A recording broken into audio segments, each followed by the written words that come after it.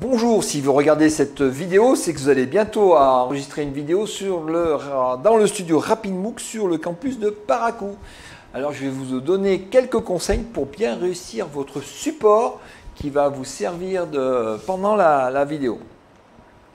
Alors l'objectif de cette présentation, de cette petite vidéo, c'est de vous présenter comment utiliser dans un contexte RapidMOOC, qui est donc, je vous le répète, un studio où je vous le fais découvrir, un studio, un système, on a incrusté à partir d'un fond vert, on peut incruster des contenus, des images, des vidéos ou des PowerPoint. Et l'objectif de cette présentation, c'est de vous parler de la partie PowerPoint, slideshow, pour citer de produits commerciaux, pour bien réussir sa présentation dans ce contexte RapidMOOC. Pour ça, la première chose à faire, c'est de transformer votre PowerPoint. La majorité des PowerPoint que j'ai vus jusqu'à présent sont en 4 tiers, en format vieille télé. Maintenant, nous sommes en HD, nous sommes plus larges que haut. Donc, on peut faire du 16/9. Alors, pour ne pas transformer votre présentation qui est en 4 tiers, vous allez dans l'onglet Création, dans votre PowerPoint. Vous cherchez, il y a un truc taille des diapositives, en fonction des versions, ça varie un petit peu. Taille des diapositives ou format, mise en page, des choses comme ça. Et ensuite, vous avez la possibilité de le mettre en 16/9 ou un sous-menu 16/9 avec des flèches. Mais en gros, ça se trouve dans l'onglet Création. Cherchez soit de ce côté-là, en fonction des versions, soit dans d'autres versions un peu plus anciennes, ils l'ont mis plutôt par là. Mais cherchez, c'est dans la partie onglet Création. Pour la majorité des PowerPoint, c'est onglet Création, le menu taille des diapositives, 16/9. Hop là, une fois que vous êtes en 16/9, vous allez voir, ça va vous faire gagner de l'espace. Et cet espace va vous être utile parce que vous allez vous insérer dans votre présentation. Votre corps, mon corps, devient une animation PowerPoint. Je peux bouger dans mon PowerPoint. C'est un peu ça l'idée de ce RapidMOOC. Donc c'est pour ça qu'il va falloir réfléchir à comment moi je m'organise par rapport au contenu que je vous présente. Quelques exemples qui viennent d'être enregistrés, qu'on a déjà enregistrés à Parakou. Alors, pour organiser mon support, je ne vais pas tout créer moi-même. Je suis allé chercher sur un site qui s'appelle SlideShare, qui permet de partager des contenus de cours, des PowerPoint, partage SlideShare, partage de slides, échange de diapositives. J'ai rencontré ce personnage-là, qui est François Jourde, qui est prof de philosophie à Bruxelles, qui a travaillé sur la conceptualisation des supports de présentation. Et après, on en a refait ensemble des vidéos pour former des enseignants dans notre université à Lyon. Et bien, je vais reprendre ce même contenu que François a mis à sa disposition, de façon de ne pas le changer, vous voyez. Je ne vous vends pas, je mets à disposition. Donc, je respecte la charte d'utilisation qu'il a mis sur son PowerPoint. Merci François. Où il se posait la question, quels sont les avantages et inconvénients de cet outil-là? Alors, premier point positif, c'est que c'est un outil qui permet de capter l'attention. Quand vous pouvez capter l'attention de vos éditeurs, des gens qui regardent la vidéo, là c'est la même chose, on va capter l'attention avec des images clés. Il y a autre chose qui est intéressant, c'est sur le point positif. Autre point positif, c'est sur l'organisation du propos. J'ai toujours un peu la tendance à partir dans tous les sens. Là, j'ai un support, j'ai un cadre, je le conceptualise, je le fais le cadre et je m'y tiens. Ça me permet d'avoir un discours un peu clair. Vous pouvez suivre mon raisonnement. Là, je vous en ai. L'autre intérêt des supports numériques, on l'a vu avec SlideShare, ça me permet de le partager en ligne et d'avoir des retours des autres personnes. Point négatif, est-ce que c'est toujours un outil bien adapté? Est-ce que c'est l'outil ou l'usage qu'on en fait? Ça, c'est tout un discours. Autre point négatif, c'est qu'on va passer un peu de temps, on va reprendre le contenu que vous avez créé, on va passer un peu de temps à bien préparer.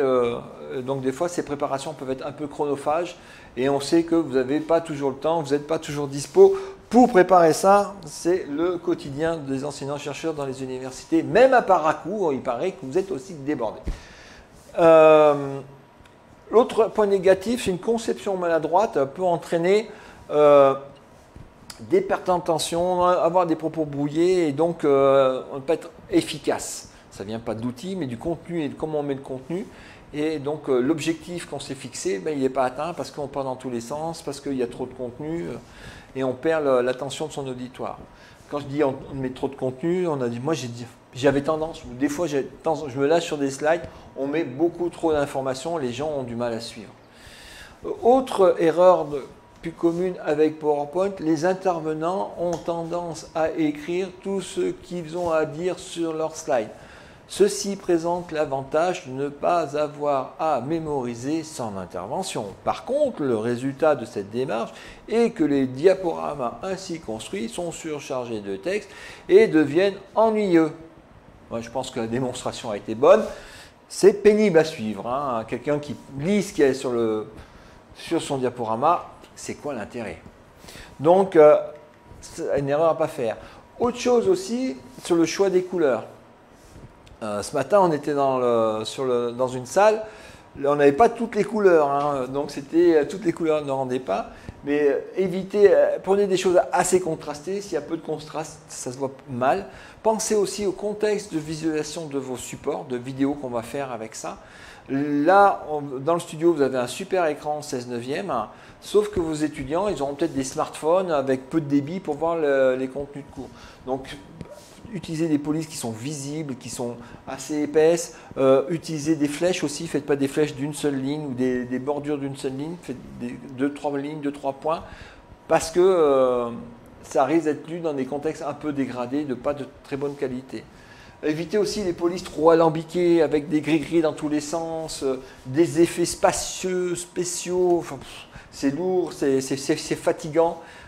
C'est pas toujours très efficace, vous êtes fait plaisir, vous avez barbouillé votre truc, mais le résultat pédagogique, il est plus que limité, et surtout ça va être trop. Alors, dans ce contexte de cours, pourquoi on va faire un PowerPoint? Je vais mettre comme ça, pourquoi je vais faire un PowerPoint? L'objectif, c'est, dans le studio, ça va vous permettre de renforcer votre propos. Pas forcément de le répéter, mais de renforcer le propos. Et l'idée, c'est de penser communication et pas décoration. Tout ce que je mets, c'est vraiment des choses que je veux transmettre, des choses que je veux faire comprendre, des choses que vous voulez donner à vos étudiants. Et ce n'est pas là pour faire joli, ce n'est pas là pour faire plaisir. On va être un peu dans l'efficacité. L'objectif aussi, ce n'est pas un prompteur. Vous verrez dans le studio, on a la possibilité de mettre un prompteur et c'est un texte qui vient défiler juste devant moi, qui n'apparaît pas dans la vidéo finale. Mais on peut mettre un texte qui apparaît comme ça très facilement, qui vient en surcouche sur votre contenu. Et donc, ce n'est pas la peine de mettre tout le blabla dans le PowerPoint. On peut utiliser très facilement un prompteur. Ce n'est pas non plus là-dedans que vous mettez tout le contenu de votre cours. C'est pour donner envie, c'est pour donner des pistes, c'est pour donner des tuyaux, c'est pour guider un peu les étudiants. Et le corpus, il doit être donné à côté, sur une clé USB, sur un PDF, sur une plateforme de cours, c'est des choses comme ça, et où là, vous pouvez mettre tous les textes que vous mettez à disposition. Essayez d'alléger, essayez de donner des clés de compréhension, des notions pour guider les étudiants. Et après, dans le texte, ils peuvent lire le texte, écouter la vidéo, voir la vidéo, lire le texte. Tout un ensemble d'éléments pédagogiques en fonction de votre scénario pédagogique, mais alléger au maximum les présentations en ligne. L'idée d'utiliser cet outil-là, c'est de simplifier pour amplifier. Simplifier pour amplifier. Donc, comment on simplifie? En épurant le graphisme, en limitant le texte. Quand vous avez tout un tas de textes, j'aime bien cette métaphore, faites le ménage pour en mettre le moins possible. Et donc, d'être visuel, utiliser des images, jouer sur les corps de police, pour faire mieux comprendre les choses, créer des images clés dans la tête de vos étudiants, pour les aider à mémoriser, pour les aider à comprendre, pour respirer un petit peu. Et puis, une règle aussi, n'utilisez pas ce bazar qui est fourni avec PowerPoint, ces horribles clipart. Mon Dieu, qui c'est qui a fait ça? On ne sait pas. Par contre, allez chercher sur Internet, vous allez trouver, il y a tout un tas de bases de données d'images gratuites, libres de droit, en jouant sur les contrastes, en jouant sur les images, en jouant sur le graphisme. N'hésitez pas à sortir du cadre, à laisser du vide qui repose un peu cognitivement vos étudiants. Un peu de repos, un peu de zénitude dans les présentations de temps en temps. Ça fait un peu de bien. Jouer sur les polices de caractère. pour faire passer des messages.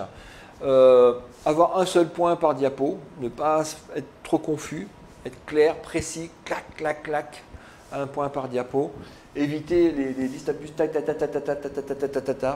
les trucs interminables. Alors des fois, on est obligé de le faire, hein, je dis, mais au maximum, essayez n'en mettez pas partout. Comment préparer la conception avant de venir dans le studio?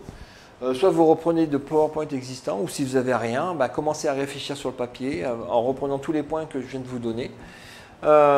Et vous posez quelques questions. Quelle est l'idée centrale que je veux faire passer? Qu'est-ce qui est important pour vous, pour eux, les étudiants qui vont regarder cette vidéo? Qu'est-ce que je veux faire comprendre comme message? Hein, d'accord? Et construisez un parcours. Hein, on a évoqué tout à l'heure la durée des vidéos. Dans ma vidéo, il y a un parcours, il y a une progression. Et il peut y avoir une autre vidéo. Après, il y aura peut-être d'autres vidéos, etc. Faut le dire, faut le préciser. Il y a un parcours. Donc, on vous attend avec Wilfried dans le studio. Vous mettrez votre PowerPoint dans cet ordinateur qui est là. On a mis l'éclairage. Vous avez surtout, si vous avez de l'espace, vous voyez, j'ai de l'espace pour me déplacer dans le studio. Et il faut que ce soit quelque chose qui vous soit familier, vous soyez à l'aise. Il n'y aura que Wilfried avec vous pour vous accompagner. Donc le temps de comprendre comment marche ce studio, c'est comme si vous étiez dans une salle de classe. Vous parlez aux élèves qui sont là. Pour faciliter cette mobilité, cette appréhension, on va vous mettre à disposition ce petit outil, cette petite zapette qui permet de faire défiler les slides, de faire des présentations et d'être mobile. Et il y a une chose qui est importante dans la présentation, c'est quand on a fait les études auprès de nos étudiants, pourquoi les étudiants ils aiment bien ces types de vidéos de RapidMOOC. Ils disaient, j'ai l'impression que l'enseignant est pour moi parce que moi je pense qu'il y a une partie de la communication, vous voyez je bouge beaucoup, et on retrouve dans ces dispositifs-là une communication non verbale. Dans une vidéo précédente sur les différents types de vidéos pédagogiques, je vous ai montré des anciens systèmes, d'autres systèmes d'enregistrement de vidéos pédagogiques. Souvent le prof, dans d'autres cases, il était dans une case comme ça et le PowerPoint défilait tout seul à côté. C'est un peu figé, alors c'est l'avantage, certains disent oui, mais quand on se met devant le contenu, on masse le contenu. Et je viens de vous expliquer que le contenu à l'écran, c'est des idées, des notions. Ce n'est pas fait pour lire un écran. Si ce contenu, ça vous intéresse, vous pouvez le télécharger, l'imprimer, le mettre et le lire. Donc je ne masse pas tant que ça le contenu. Mais on retrouve la communication non verbale qui permet l'intérêt de ce studio. C'est en plus de vos contenus que vous allez faire, dans la présentation, vous avez toute une communication non verbale qui vient rajouter et renforcer les supports que vous avez utilisés.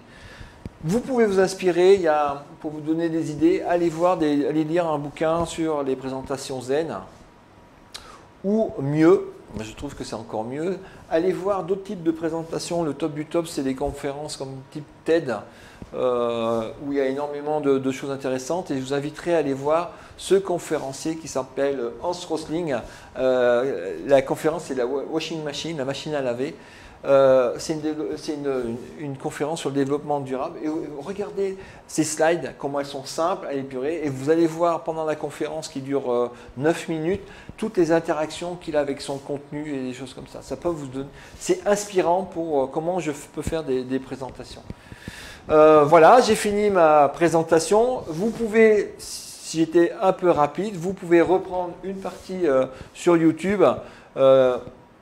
Ces vidéos, si ça vous intéresse, allez les voir avec François Jourde, où on explique avec lui ces choses-là. Et ben, je vous remercie. Maintenant, je vais aller boire une petite Beaufort bien frappée. À la prochaine.